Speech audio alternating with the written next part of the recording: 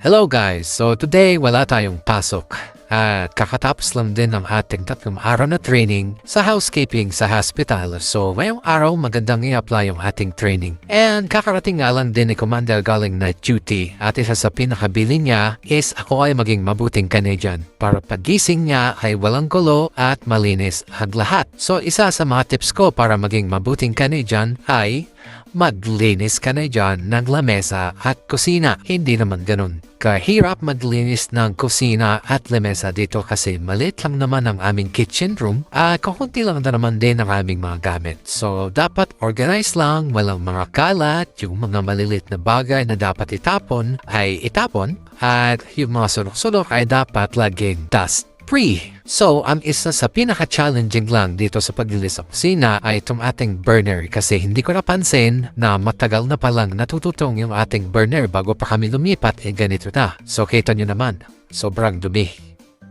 So, pagkatapos natin linisin yung burner, linisin naman natin yung ibang bahagi, pati yung exhaust, na sa loob din naman ng bahay ang buga kapag ginagamit. So, ang may sunog din yung ating mga gamit kapag katapos natin magluto. Ang susunod is magpunas ka na dyan ng fridge. Dito nga pala sa Canada, hindi ref ang tawag kung hindi fridge. So, kung sanay tayo sa Pilipinas na ref ang tawag natin, dito sa Canada, fridge ang tawag.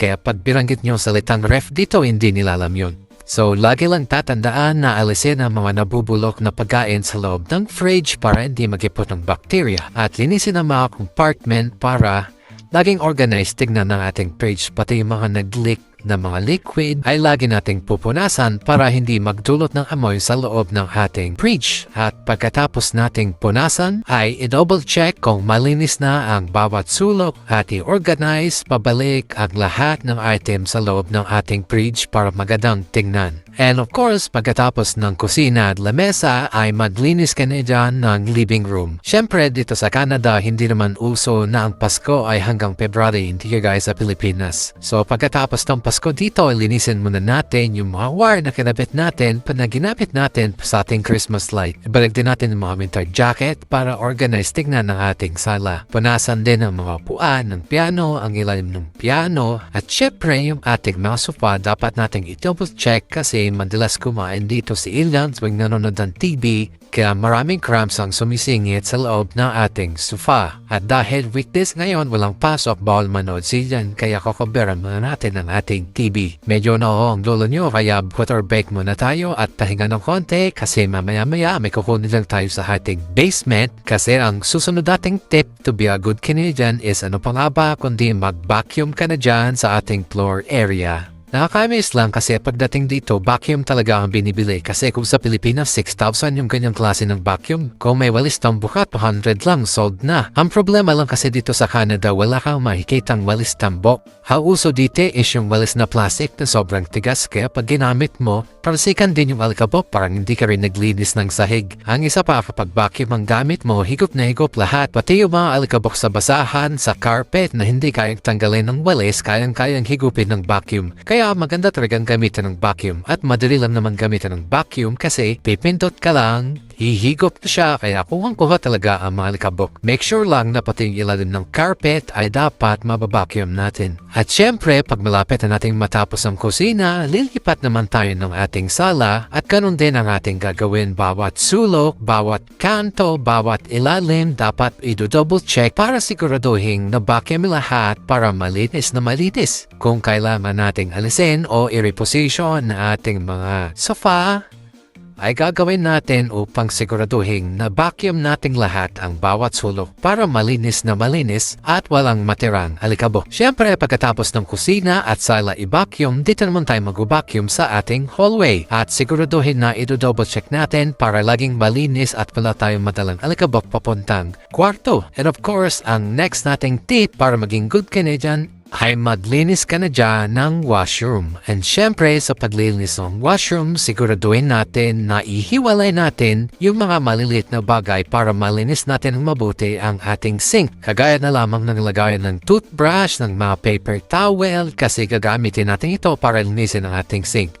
Gagamit din tayo ng mga wipes na may disinfectant o ng mga chemicals para linising mabuti ang ating sink para maalis yung mga calcium o yung mga talsik na dumikit na sa ating sink para malinis na malinis ito. Hindi ako gumagamit ng tela pag naglilinis ng washroom kasi nagiiwan ito ng residue kasi hindi masyadong natutuyo. So ang ginagamit ko lang is yung disinfectant wipes at tinutuyo ko ng paper towel para hindi nagiiwan ng residue sa ating sink. So habang naglilinis nga ako ng sink at ng cabinets ay biglang tumunog ang ating phone kasi kailangan na pala nating sundon si Little Bossing dahil magti-3:30 na. So kailangan ko nang i-ready yung ating sasakyan upang sunduin sa school si Little Bossing. Kumuha na ako ng rubber gloves kasi ang susunod nating dilinisin ay ang ating bowl.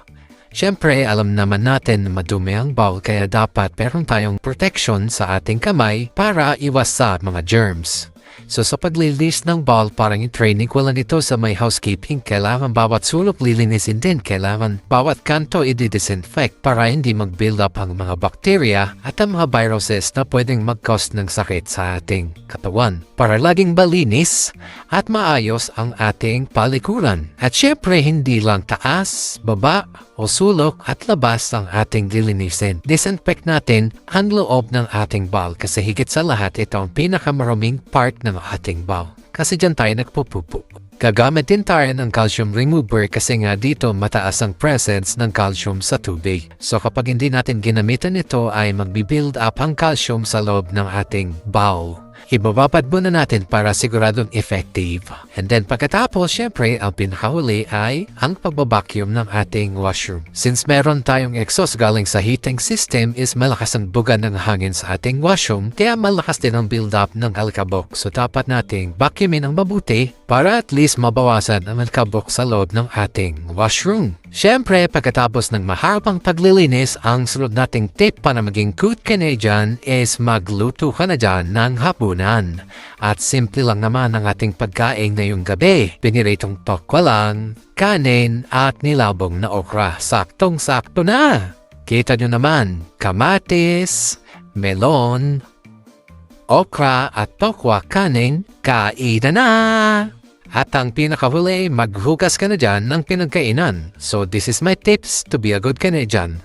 Till next time!